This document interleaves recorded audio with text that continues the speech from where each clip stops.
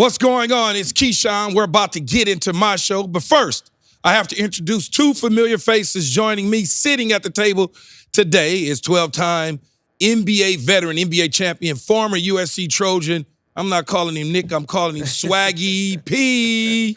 What up, what up, what up? You know, I'm in the building, man. What's up, big dog? Man, we in the building for sure. Now I had to make some changes with this show and boot my producer, Javion, off. A little nepotism is joining me. My son, Keyshawn Johnson Jr., a.k.a. Kiki, will be moderating our topics today, and we're going to talk all sports and get right into it. Pops, let's start with you on Draymond Green, who continues to be in the news for all the wrong reasons. This time suspended indefinitely for striking Nurkic in the face. A few weeks ago, you addressed Draymond's altercation with Rudy Gobert, saying this.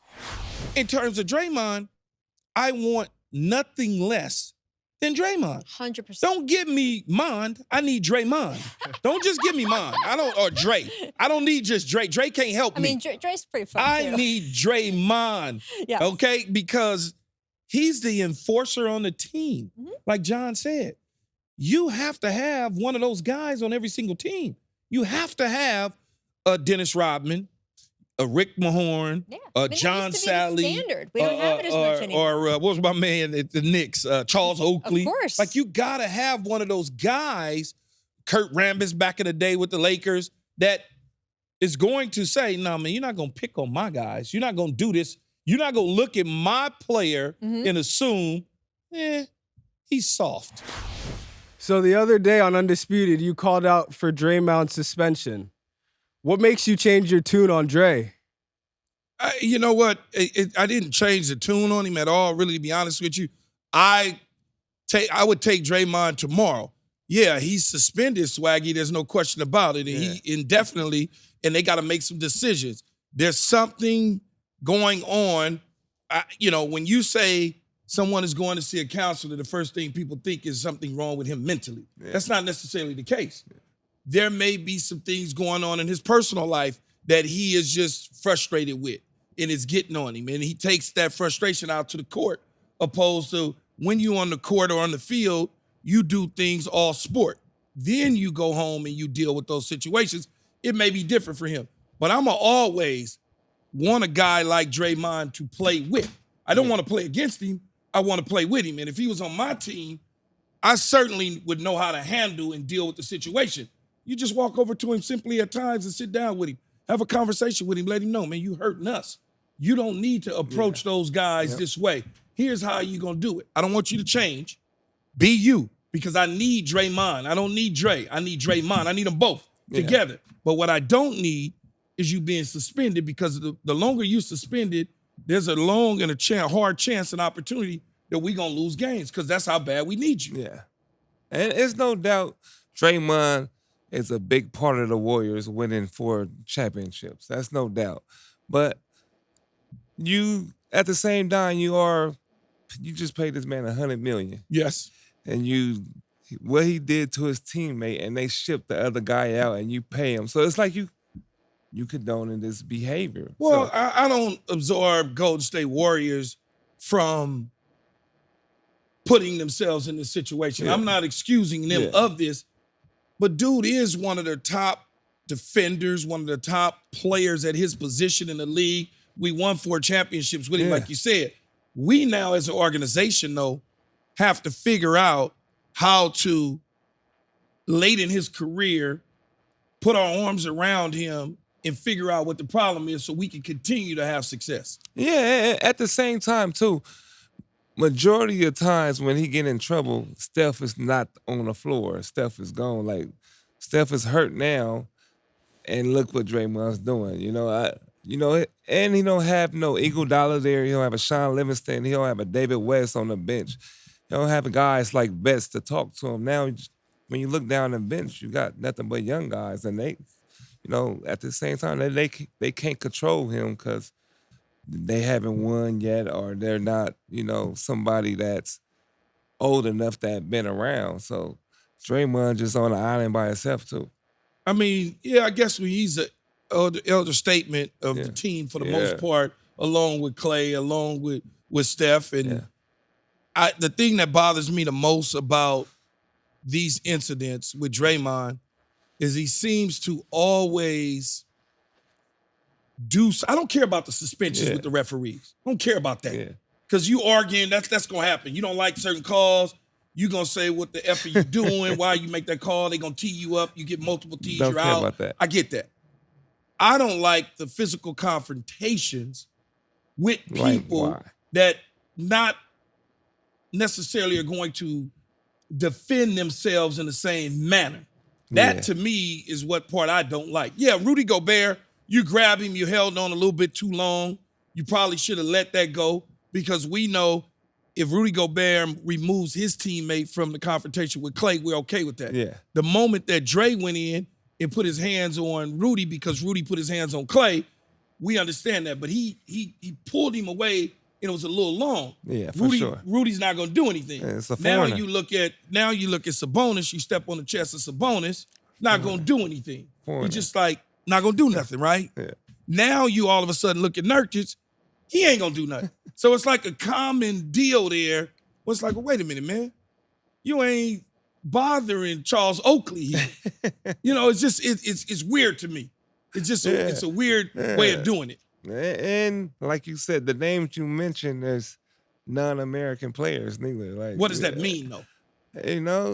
They're foreigners. They're like, this not Zach Randolph. You're not getting into it with DeMarcus Cousins. Yes.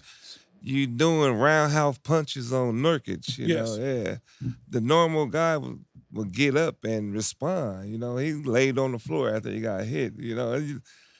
If you do a punch like that to me, it's like, why? I'm gonna get up and I'm gonna, handle my business. On and off. Every time I see you, we're gonna have issues. Yeah. So in other words, he's picking his battles a certain way. I want to see him do it to somebody, else. Somebody that, that's known for something. That would defend himself. Yeah. Okay. So Swaggy P, you said on Undisputed that Draymond tends to target European players, and the internet seemed to think you had a point. Can you expand on this take a little bit? They're just not confrontational. I feel like, and not to say they're not soft. It's just not to say they're soft. It's just they don't, they don't respond like I would or like Keyshawn would. Oh, no, he's not going to do that to me. Yeah, so no, that's not even a question. It's not a question at all. We're going to retaliate and defend ourselves in certain situations. And maybe it's the upbringing in basketball, the way that they do things overseas versus the way we do things in America.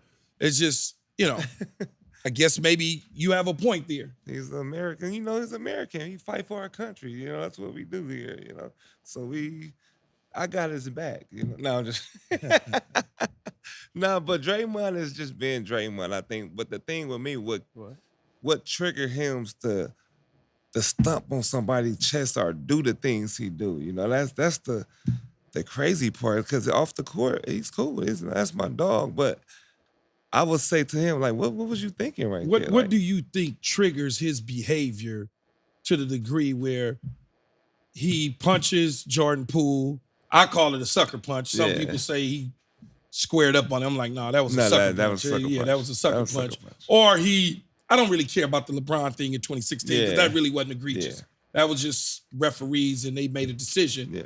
But when you step on Sabonis, you stay too long on Rudy Gobert or Nurkic, what is it that you think as an ex-basketball player that's been on the court with him at times pushes that button, triggers him to do certain things?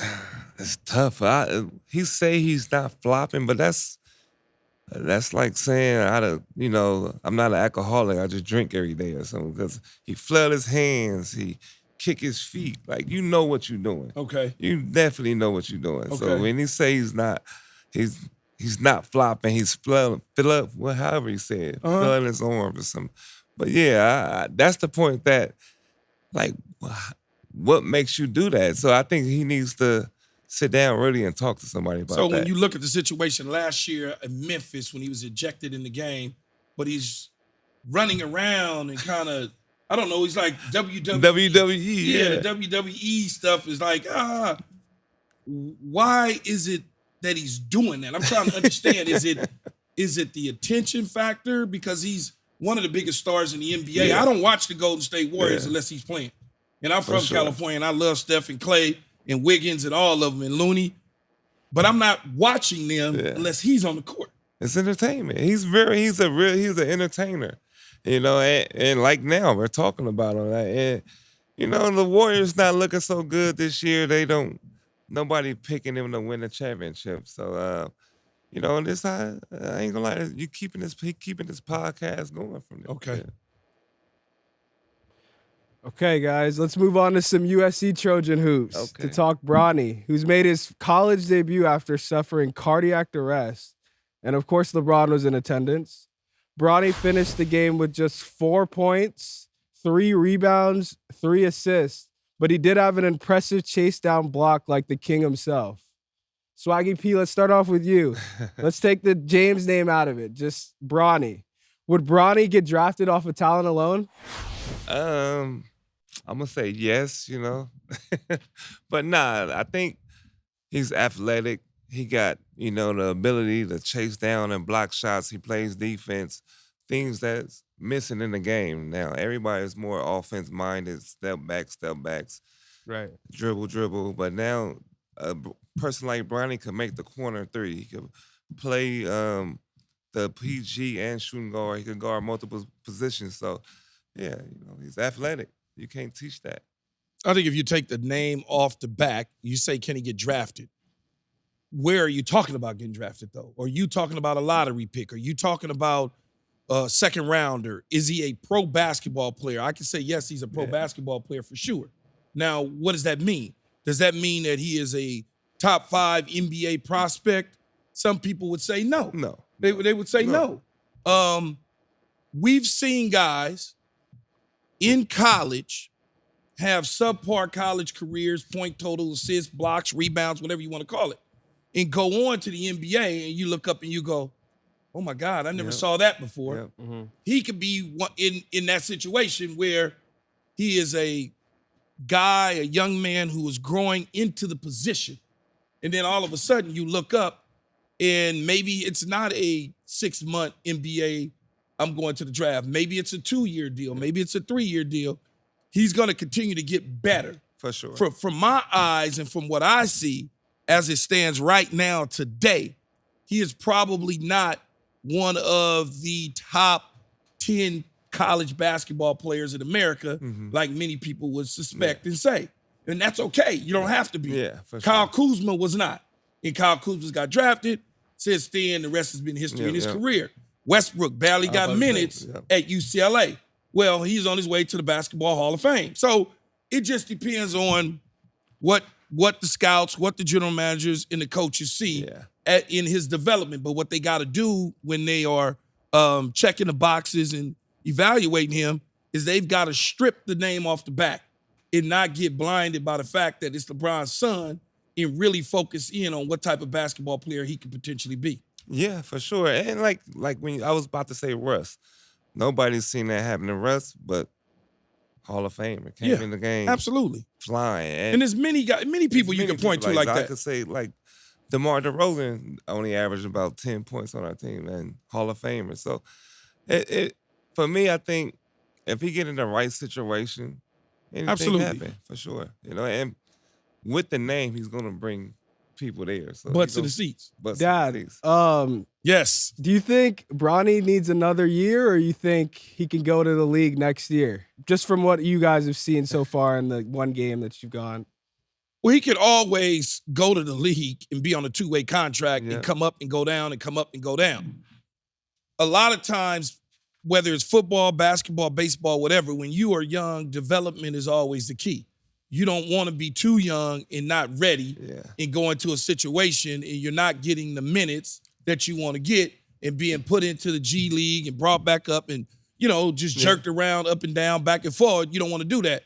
I personally think that he's going to wind up staying an extra year, not like everybody thinks. They think he's going to bounce after this season. I personally think he'll be 2 years at USC before he goes into the NBA draft.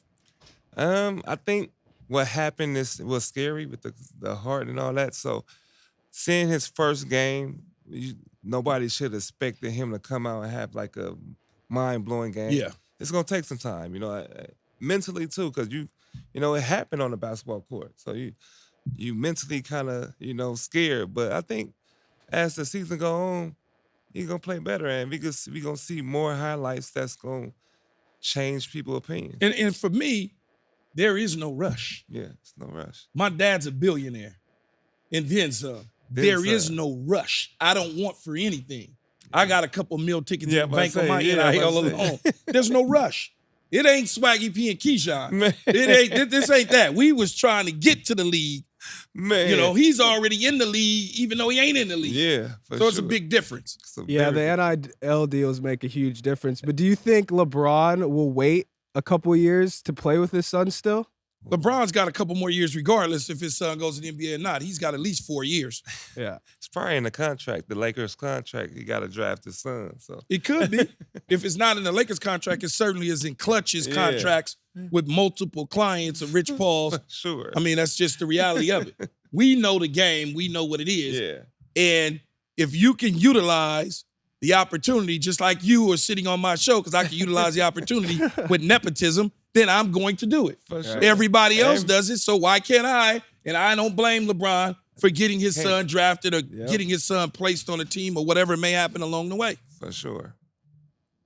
I would. Okay. Thanks. So let's play a game. We'll start with you, Nick. So we know you've played with the likes of Steph, Kobe, Gilbert Arenas, Nikola Jokic, just to name a few. Give us your Mount Rushmore of NBA teammates. Oh, Mount Rushmore. I would say Gil, but Gil, he ruined my life, so I don't. Nah, but I would put How did he ruin your life? he just. Yeah, man, how Gil ruin your life, man? What Gil do? I was a Gil Rook, and he wasn't. He didn't show you the way. Yeah, he was injured at the time, so he was like carefree. He didn't care, so he showed me the life, outside life. Of Oh, the yeah, NBA. I understand. But nah, I would put like as friends, like I would put Andre Blatch, JaVale McGee, and who else? I'll put Gil in there. Put Gil. And No Kobe? I thought I'm talking about like just hanging out. But Oh, no, like yeah, teammates. Yeah, like. okay. I'm talking like just my friends on the team. I feel But like my Mount Rushmore would be like KD, Kobe, Steph. Who else? Oh, Played with and Jokic. Clay. Oh, I forgot it. See that You was, played with Clay. yeah. So which one would you put in, Clay or? I won a championship with them, so I'm throwing in Clay. You got to throw in Clay and Yeah, Steph then. yeah. There's only 4. Yeah, stay. So you Clay, got to figure out, Steph, Clay, KD, and got to be Kobe. Kobe. Okay. Yeah, That's a good Mount Rushmore. that's Yeah. Pops, what about you? Name your 4 NFL teammates of all time. Give us your Mount Rushmore Teammates of all time? of all time. that's tough, right? No, it's not College, tough. It's not tough. NFL. It's not tough for me. Curtis Martin with the New York Jets. Okay. Derrick Brooks, Tampa Bay. Mm. It's 2.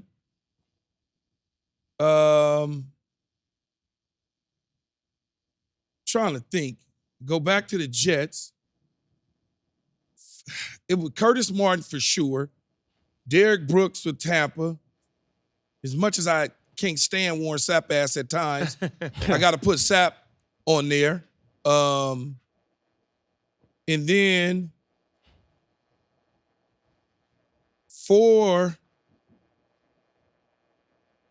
I mean, I forgot. God, I 4. I forgot about Pau Gasol. I mean, Yeah. it for me, I could put DeMarcus Ware. Yeah, those would probably be the 4. But I also was thinking about great teammates that I also hung out Yeah, with. that's what I was thinking. You know what at I'm saying? First. Yeah, that's what Also I thought hung at out, first. Yeah. hung out with the great teammates that, like Curtis Martin was a great Yeah. teammate. We hung out a little bit. But then guys like Aaron Glenn, who's the defensive coordinator of Detroit, we had a special family Yeah. bond, the whole deal. We hung out, we partied, we That's- played together. Guys like Chris Hayes, Yeah. who was on the bottom end of the roster, but played for 9 years in the NFL. That was like my boy, Yeah. like my roommate on the road. So it's a little different when you say the Mount Rushmores because I add the personalities into it as well. That's why I was. That's why I was saying like Gil and JaVale. Cause Yeah. I hung out with. I rock with certain dudes. I rock with. I didn't rock with all my teammates. Yeah. Like Warren Sapp and I, we was teammates. He was cool, but he's kind of at times something wrong with his brain. So I played with him, but at the same time, he's still, it's like this dude. He come in the locker room. He's one of them dudes. He come in the locker room. I get up and go out because I don't feel like hearing all that unnecessary chatter. And so, but he was a hell of a teammate. He was a good football player, one of the best I ever played with. But he's exactly trying to deal with him was a whole nother can of worms. I forgot Draymond. So it's hard with certain teammates to pick Mount Rushmores because Brad Johnson, my quarterback, Vinny Testaverde, my QB. Damn. Those dudes we were all like close, real close and stuff. But it's just, it's hard. It's hard. It really is hard. It is hard. When you have good teammates, it is hard. So moving on to some social media reactions. Colorado is reportedly offering a new course modeled after Buffs head coach Deion Sanders. The class will be called Prime Time, and it will focus on public performance and leadership. It kind of just goes to show the Deion effect and influence being really real. Dad, let's start off with you. Is that real? Discuss your favorite coach you've had in your career and a lesson or impact he has made on you. Well, my favorite coach of all times is it's a tie between John Robinson and Bill Parcells. John obviously did everything he said he was going to do at USC to get me to the next level. All his promises he kept. He didn't break any, along with Mike Riley, his offensive coordinator.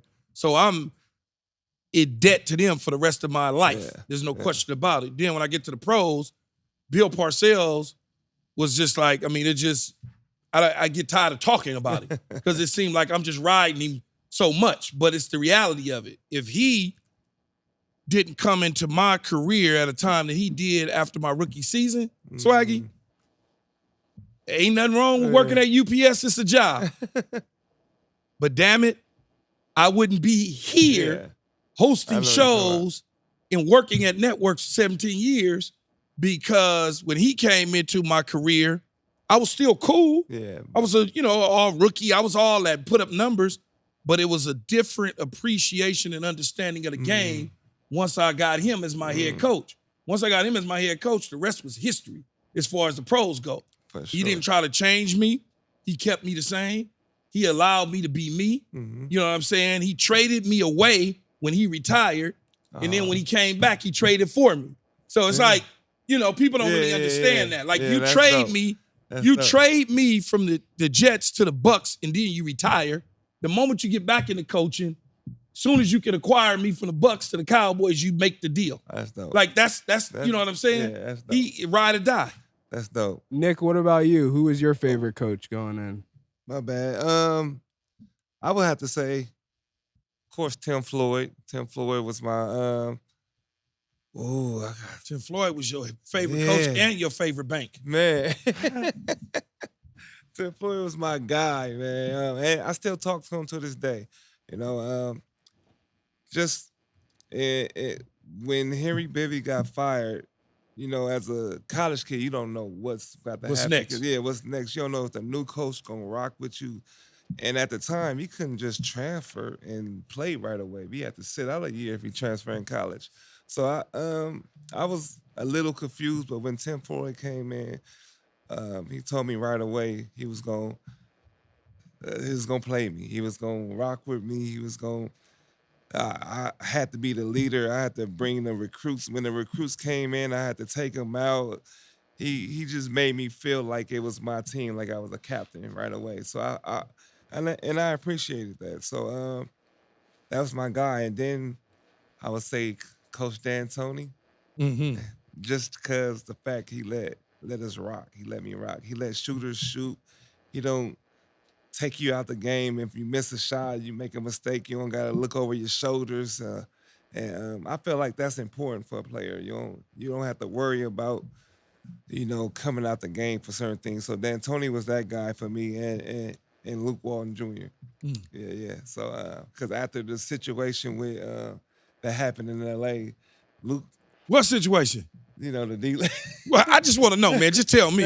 After, I just you don't have to mention no names. Yeah, just after I got told on. After okay. I got told on. Little pillow talking. Yeah, a little pillow talking. Yeah. Okay. After the pillow talk, you know, Luke still rocked with me. You know, he was right there telling me just, you know, play your game. Don't worry about the distractions. And, you know, I didn't know I was gonna be a Laker or not. And he just let me ask you this though, all seriousness. What did you do that was so wrong? I know. What made you feel like you feel like somebody was drafted higher than you? He was the new face. Yeah.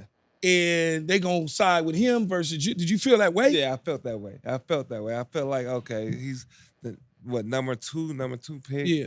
He's new. You ain't gonna trade him right away. Or, you know, I'm gonna be the guy that get traded. And then he let me know from, you know, once he got the coaching job after that, you know, just all you could do is just play your game. If you play, if you practice hard, play right, you're gonna get missed. Was you mad? I was mad. You was really mad, huh? I was really mad.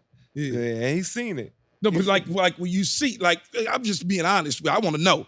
So when you see him, you just like look at him like, man, come on, man. How you do me like that? Like still to this day. Yeah, for sure. Did he ever apologize? Yeah, he apologized after the, you know, when it created for you. Yeah, you know. So if you guys were back into college, would you guys take the prime time class, or you guys find it a little corny? No. If I was at Colorado, I probably would. If it's I guess it would be a graduation credit toward graduation, and I don't know if he's actually teaching the course or not, or somebody's teaching it. But think about what he's saying: performance and leadership. Now at USC, you already learned that. I don't need to take a performance leadership course. I go to the University of Southern California. I know what performing is all about, and I know I got to be a leader. So you are naturally. That's something that comes with the territory. Yeah. Now, there's different ways of learning performance and learning leadership. And if Prime's course could give me that and I didn't have it in my arsenal, of course I would take it. And, you know, you need the credits. And I think that'd be an easy grade, you know. I might teach the class, you know, called Prime. Yeah. I mean, it sounds cool, though. Yeah. Whatever it is, I'm sure it's probably about motivating, doing those sort of things, understanding how to perform under certain stresses and pressures, and not folding and caving in. Yeah. I mean, that's a good thing. Yeah, for sure. And I remember those days, and we had practice, class, tutoring, all that. So to have a class where you could probably relax and learn something different and not just be dragged through the day, I think it'd be good. It'd be good. Right. Okay. Nick, lastly, I saw that you're a big fan of the Bears, and you recently tweeted out that Justin Fields has turned into the Ben Simmons of football. However you want to take that, I don't know. But if the Bears were to get the number 1 pick, are you sticking with Justin Fields, or are you taking your Trojans quarterback, Caleb Williams? I would take Caleb, but I would trade Fields. You know, I think Fields still is a great quarterback. I just don't feel like he's just learning, you know, playing with the Bears. I feel like he's going backwards and forgetting how to run, and what he did last year was so impressive that, you know, he's not doing that this year. See, no, I don't see it that way. I think his growth, look, it's like anything. It's like in basketball. If you in 3 different systems in a short period of time, somebody telling you want to run the triangle, somebody telling you your D'Antoni system, and somebody telling you we gonna run the PN system. You sitting there going, wait a minute, man. Every single year is something different. I can shoot. Well, no, I got to set the picks. And in this situation with Justin Fields, he's been in 2 different systems in 3 damn years. Like in bad coaching. Yeah. No playmakers around him. DJ Moore is the best receiver he got. And he's been able to show you flashes on multiple occasions of what he can do. Yeah. If you give him the opportunity and the time and you build around him, Swaggy. So when you look at the quarterback position in the National Football League, it is the most scrutinized position, right? For sure. Josh Allen wouldn't be Josh Allen if he didn't have Stephon Diggs. 2 years into his pro career, Everybody's looking at him going, oh, man, come on, please. This dude can't play. He's just big. Then you look at Dak Prescott. Forgot what year it was. They went out and got Amari Cooper and put him with Dak Prescott. It changed the passing game. It changed life for Dak Prescott. Jalen Hurts. They went out and got A.J. Brown, Devontae Smith. Changed the life for the quarterback position. Like, you have to surround young quarterbacks with talented players for them to be able to do what they need to do. Because of Justin Fields' style, the first thing people say is, oh, man, he doesn't know this. He can't read. He can't throw. He's off target. No, man, he needs help. You need help. And we do. We're bad. But I think we just mess up quarterbacks there, period. Though. Yeah, they do. That's why I don't want Caleb to go there neither and get messed up. He won't. They're not drafting Caleb. You don't have to worry about that. They are either going to move out of that position or they're going to take Marvin Harrison Jr., which they should do. Because they need weapons. Yeah. With the second pick of the first round, draft the offensive tackle to protect the quarterback. Pair DJ Moore with Marvin Harrison Jr. in that offense. If it's any good, if the coach stays, they're going to be all right. For sure. All right. That's it for today. Appreciate Nick and my son, Keyshawn, joining the show. We'll be back with more facts and breakdowns. Until then, I'm Keyshawn. Don't need to say my last name with Undisputed.